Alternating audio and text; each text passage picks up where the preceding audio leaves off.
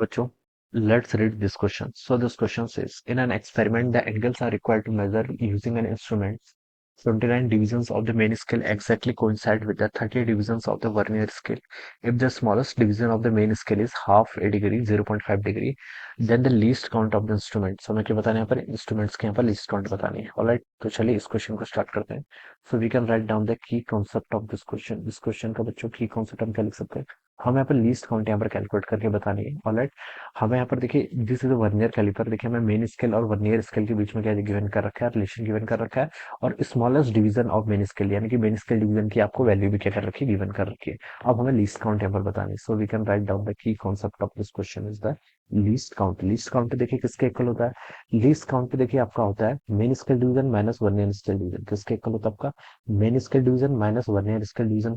यहाँ पर से आपका क्या जाता है, लीस्ट काउंट जाता है. आपको यहाँ पर रिलेशन गिवन कर रखा है कि 29 division of the main scale यानी कि 29 मेन स्केल डिवीजन किससे कोइंसाइड कर रहे हैं, 30 division of the vernier scale, 30 vernier scale division से क्या कर रहे हैं, कोइंसाइड कर रहे हैं. तो मैं यहाँ से लिख सकता हूँ आपका वन वर्नियर स्केल डिवीजन किसके इक्वल हो जाएगा.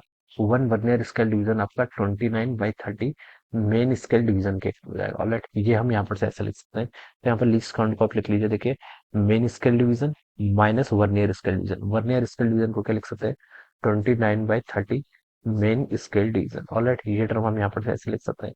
अब देखिए यहाँ से हम लिख सकते हैं आपका 1 - 29/30. इसको सॉल्व करेंगे तो आपका 1/30 हो जाएगा कि आपका मेन स्केल डिवीजन. अब आप यहाँ पर मेन स्केल डिवीजन की वैल्यू पुट कर लीजिए. मेन स्केल डिवीजन देखिए किसके इक्वल गिवन कर रखा है, हाफ ए डिग्री. यहाँ पर लिखा है the smallest division of the main scale is half A degree यानी कि 0.5 डिग्री के इक्वल गिवन कर रखा है.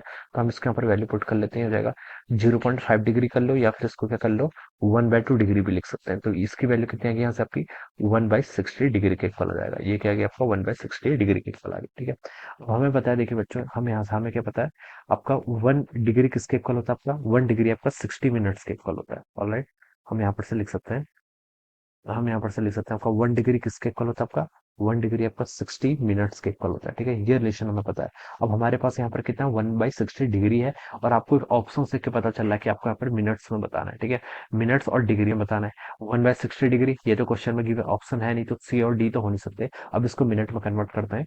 तो 1/60 डिग्री को हम क्या करते हैं, मिनट में कन्वर्ट करेंगे तो उसको 60 मिनट से मल्टीप्लाई कर लीजिए. तो 60 से 60 कैंसिल, ये आपका कितना हो जाएगा 1 मिनट के इक्वल हो जाएगा. So this should be the answer. ये क्या हो जाएगा इसका लिस्ट काउंट. 1 मिनट देखिए आपको ऑप्शन में गिवन है, ए ऑप्शन पे गिवन है. तो we can say that option A क्या होगा इसके corresponding करेक्ट आंसर.